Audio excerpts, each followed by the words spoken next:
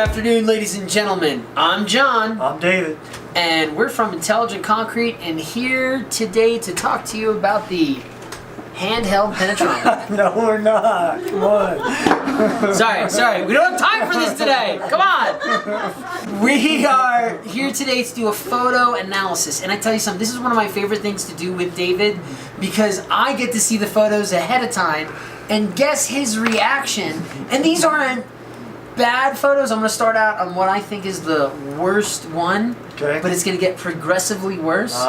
But the first one is going to be the worst one. And this is something that, especially here in Colorado, you cannot get away from. It's something that we constantly see here, and it's sometimes made worse by the very contractors that put in the concrete, as well as the homeowners that own the concrete. The two people who care about the appearance of the concrete. By the way, we're talking about concrete. I thought we were talking about a 60-degree change in weather over 24 hours. So, David, are you ready for your photo? I'm ready. Ding! The surface of a concrete driveway. Okay, I have just pretty much one content. Wait. It's terrible. It's awful. Picture number 2. Ding! Oh, it's worse. Oh, no. Ding! Oh. You know who owns this, everything that you've seen so far? No idea. Thomas Duffy. Oh. The Good Reverend. Good Reverend. Yeah. The final one? Ding! He knows what to do, right? He has no clue. The Good Reverend. Rip and replace is what I said. I was going to say, say a prayer. Gotta give it a blessing, say a prayer. No, that's not it. You know, and what you're seeing here is Moonscape. the moonscape. The top surface of a residential driveway. You know, different spots on the driveway. And then the apron that leads into the driveway, right? That was picture number 3, and David just looked at picture number 4. And this is something that you see all too often in Colorado. You can even hear it. Yeah. Throwing the rocks over a hollow surface that's about to break up. Yeah. I mean, you even hear it when you drive across it. You hear this snap, crackle, pop, as you drive across it. Or you see the steel. Do you see that? The steel rebar is showing through his driveway. Never good. So, David, why does this happen? So this is where the water normally flows. Right. Why does this happen? And this one you got to take a little bit more of a look at because it's a murder mystery. There's a reason why I wanted you to look at this one specifically. Yeah. So we're going to give David a second, but I want to see if David notices the murder mystery. What happened to really cause that problem? Well, I'm curious. I guess this is the flat surface and this is the runoff. Is that what you said? So that's the issue. We're getting salts from the roads and stuff running off. So this condition deteriorates faster because it gets wetting and drying and concentrated runoff, whereas this doesn't. Do you also see the 2 different construction patterns? The 2 different construction patterns. There were 2 different projects done in that runoff area. Can you see the original project and then the second project? Well, I see what looks like an underlayment and then an overlayment of some type. So there was originally a runoff, right? So there was a dip in the pavement to allow water to flow. Right. And then if you look at this new piece that has the reinforcement broken out of it, right. That was the second project where somebody said, hey, that dip is too big, so I'm going to put concrete in that dip and now create a little ramp so I can get up into my driveway. And when you get a little bit closer to it, you can actually see, look how smooth. Yeah. So, I mean, right there, you've actually created a tiny area where water can flow through, freeze, expand, push that newly formed layer up, and start exacerbating this impact of freezing and thawing. Yeah, and obviously we got very poor bond on the new pour. I mean, that's a shiny surface. That's a shiny, you can still see the brush strokes, man. Look at that, that's good stuff. So they didn't get any bond at all, so it's going to break away, Totally. pull away with no bond. So. Isn't that awesome though? Yeah, that's It's a murder mystery. Where's Waldo? Yeah, it's no mystery. You do that, you get bad results. So in this type of situation, you know, if we could break up the concrete driveway into two segments, you know, we have yet to talk about the driveway itself, but I think the driveway, which are these photos, I mean, that's pretty cut and dry. It's pretty cut away. It's pretty wet and dry cut away, I agree. And what are we seeing here? Well, we're seeing what used to be a surface. And you know, when I first looked at this picture, you know, it's the picture with the bright shiny aggregate. I actually played with the light and the color. It almost looks like an exposed aggregate driveway. Like a really nice exposed aggregate driveway. Yeah, it's kind of moonscapey. Moonscape, yeah. Problem is, Tom didn't pay for that. Right. And normally where we see that is from the placement, either it's blessing the concrete with water, and we went over that during our last video, Right. or just, you know, ambient environment deteriorating that surface due to evaporation. I don't know. Driveways, it seems like there's a tendency to just over-finish them. Over finish? Over salt? Well, you know, they just work them too hard. Even if it's not too much water, they just work them, let them bleed up. They want that nice, you know, crossing brush stroke on them to look really pretty. Sure. And then they don't last very long. They look good in the beginning. They look great until the first freeze thaw. Especially those driveways that are placed close to the freezing and thawing seasons. Right. Like what? We had 60, 70 degrees where concrete was being placed. We had 6 inches of snow out here. It was 29 degrees that last night and this morning. Right. So houses that were just placed, or driveways that were just placed within the last month.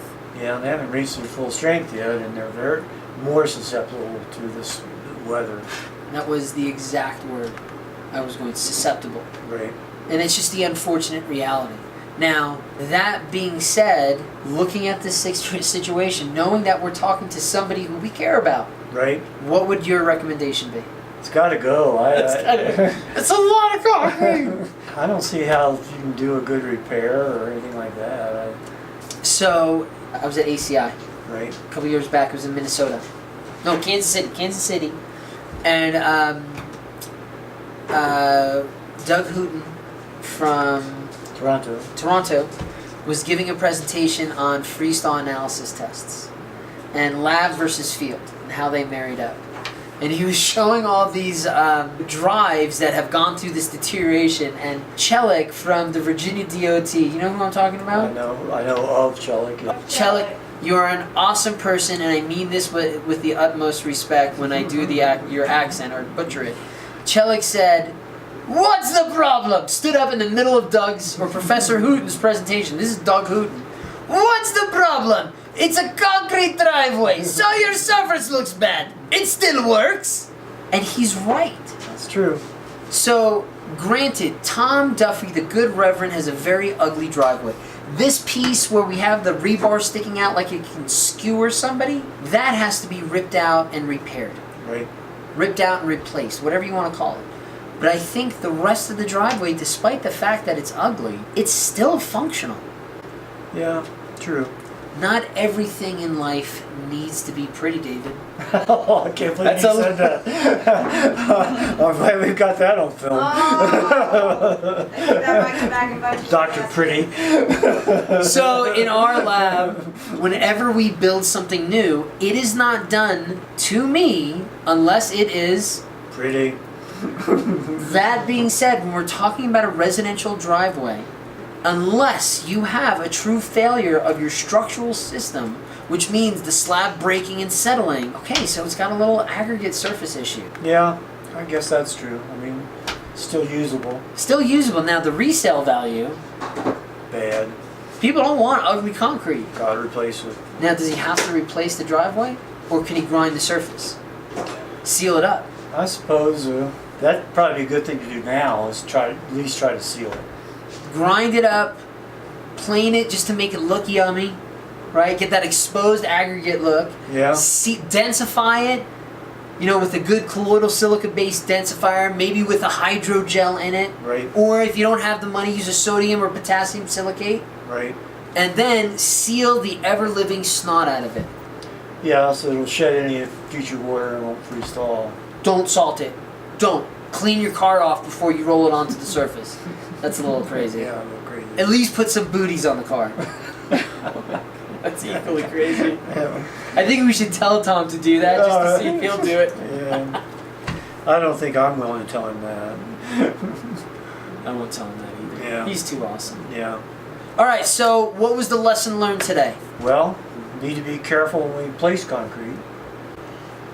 And I guess, we use concrete as long as we can. And I would say the last piece of it is, it's a flippin' driveway. It's not a column for a bridge deck in a marine environment. Yeah. If you got some aggregate showing, sweep off the dusted layer, seal it up as soon as you can, and be okay with the ugly. Not everything has to be pretty. Yeah. Some people like that aggregate look. Some people like pretty.